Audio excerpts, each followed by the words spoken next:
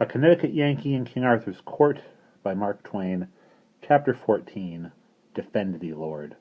I paid 3 pennies for my breakfast, and a most extravagant price it was too, seeing that one could have breakfasted a dozen persons for that money.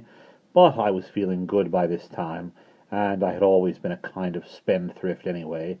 And then these people had wanted to give me food for nothing, scant as their provision was, and so it was a grateful pleasure to emphasize my appreciation and sincere thankfulness with a good big financial lift where the money would do so much more good than it would in my helmet. Where these pennies were being made of iron and not stinted in weight, my $half-dollar's worth was a good deal of a burden to me. I spent money rather too freely in those days, it is true, but one reason for it was that I hadn't got the proportions of things entirely adjusted. Even yet, after so long in Britain, hadn't got along to where I was able to absolutely realize that a penny in Arthur's land and a couple of dollars in Connecticut were about one and the same thing, just twins, as you may say, in purchasing power. If my start from Camelot could have been delayed a very few days, I could have paid these people in beautiful new coins from our own mint, and that would have pleased me, and them too, not less. I had adopted the American value exclusively. In a week or two, now cents, nickels, dimes, quarters, and $half-dollars, and also a trifle of gold, would be trickling in thin but steady streams all through the commercial veins of the kingdom, and I looked to see this new blood freshen up its life.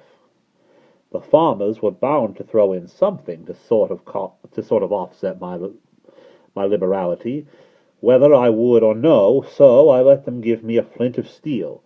And as soon as they had comfortably bestowed Sandy and me on our horse, I lit my pipe.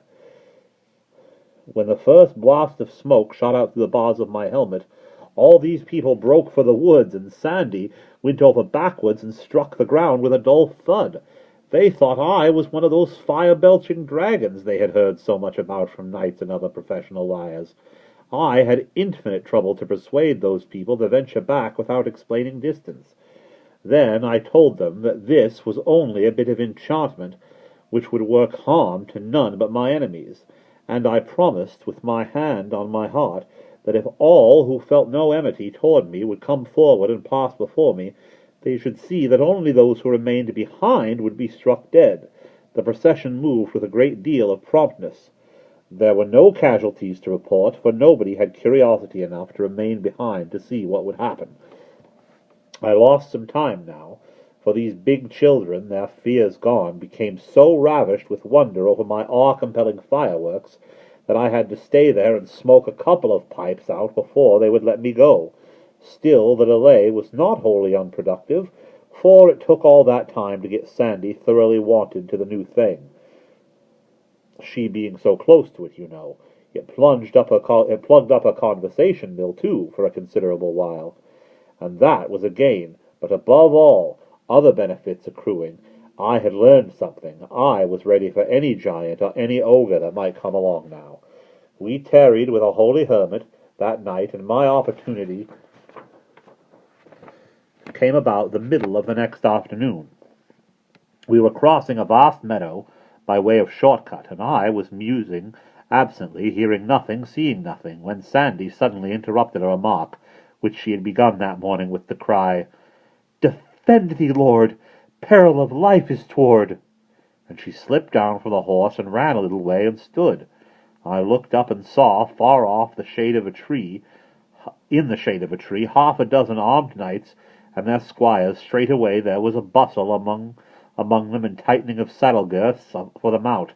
My pipe was ready, and would have been lit if I had not been lost in thinking about how to banish oppression from this land and restore to all its people their stolen rights and manhood without disobliging anybody. I lit up at once, and by the time I had got a good head and reserve steam on, here they came. All together, too, none of these chivalrous magnanimites which one reads so much about, one courtly rascal at a time, and the rest standing by to see fair play. No, they came in a body, they came with a whir and a rush, they came like a volley from a battery, came with heads low down, plumes streaming out behind, lances advanced at a level. It was a handsome sight, a beautiful sight, for a man up a tree. I laid my lance in rest and waited, with my heart beating, till the iron wave was just ready to break over me. Then spouted a column of white smoke through the bars of my helmet. You should have seen the wave go to pieces and scatter. This was a finer sight than the other one. But these people stopped 200 or 300 yards away, and this troubled me. My satisfaction collapsed, and fear came. I judged I was a lost man. But Sandy was radiant, and was going to be eloquent. But I stopped her, and told her my magic had miscarried somehow or other, and she must mount with all dispatch, and we must ride for life. No, she wouldn't.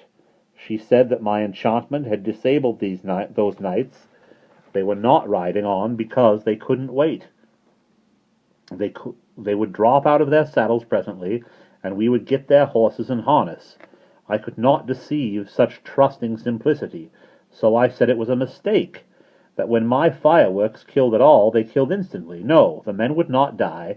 There was something wrong about my apparatus. I couldn't tell what, but we must hurry and get away, for those people would attack us again. In a minute, Sandy laughed and said, "Lack a day, sir, they be not of that breed. Sir Launcelot will give battle to dragons, and will abide by them, and will assail them again, and yet again, until he do conquer and destroy them. And so likewise will Sir Pellinore, and Sir Aglavale, and Sir Carados, and mayhap others, but there is none else that will venture it. Let the idle say what the idle will, and la, as you yonder base ruffians think ye have not their fill, but yet desire more." "Well, then, what are they waiting for? Why don't they leave? Nobody's hindering. Good land, I'm willing to let bygones be bygones, I'm sure." "Leave, is it? Oh, give thyself easement as to that. They dream not of it. No, not they. They wait to yield them. Come. Really, is that soothe, as you people say? They want to. Why don't they?" "It would like them much. But an ye wot how dragons are esteemed, ye would not hold them blamable. They fear to come." "Well, then, I suppose I go to them instead, and—"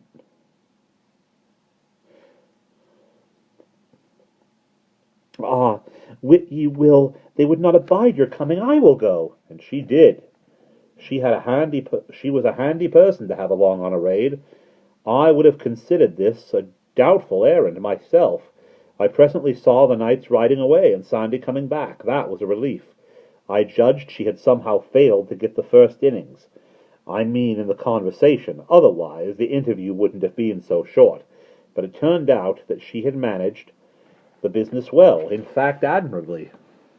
She said that when she told those people I was the boss, it hit them where they lived, smote them sore with fear and dread, was her word, and then they were ready to put up with anything she might require. So she swore them to appear at Arthur's court within 2 days and yield them, with horse and harness, and be my knights henceforth, and subject to my command. How much better she managed the thing than I should have done it myself! She was a daisy. And that is the end of chapter 14.